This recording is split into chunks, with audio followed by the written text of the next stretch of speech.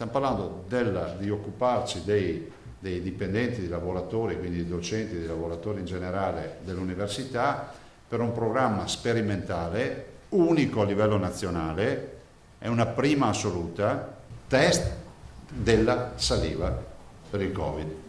Tra 3 settimane prenderanno il via i corsi all'Università di Padova, lezioni che saranno in presenza, e per garantire la sicurezza di studenti e docenti l'Ateneo ha lavorato per implementare le misure anticontagio e contemporaneamente per una sorveglianza attiva che ha portato a questo progetto sperimentale definito dal governatore Zaia storico. La diagnosi molecolare da saliva ha un'affidabilità pari a quella dei tamponi, quindi noi possiamo immaginare dei protocolli di screening che abbiano la fattibilità. Il prelievo da saliva fornisce le stesse informazioni molecolari, cioè verifica la presenza del virus in quel momento, del tampone orofaringeo.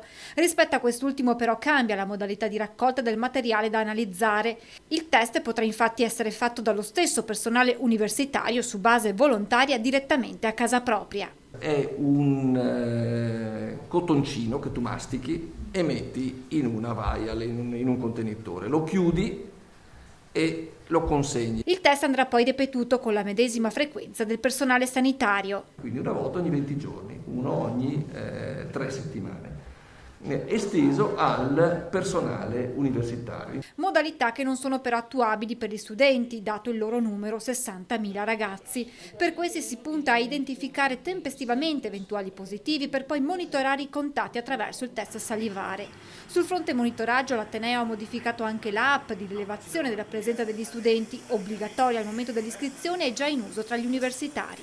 Per permettere di inserire un dato aggiuntivo, non solo sono presenti in aula, ma sono presente e sono seduto al posto che ha una numerazione. Nel momento in cui il segnala all'università che è positivo al Covid, noi siamo in grado di identificare gli studenti che erano a una distanza di rischio. L'obiettivo è quello di estendere il test su ampia scala e di arrivare anche qui ai test rapidi e all'autoscreening. Riuscire invece ad avere un test autogestito che tu consegni, che è già un grande salto in avanti. Il passo successivo però avere il test rapido sull'antigene, che ovviamente aggiungerebbe l'autoesecuzione. L'evoluzione di questo test per noi significa ulteriore sperimentazione per arrivare al test rapido. Quando parla di antigene vuol dire test rapido. Se abbiamo il test rapido con la saliva significa che si va in autodiagnosi.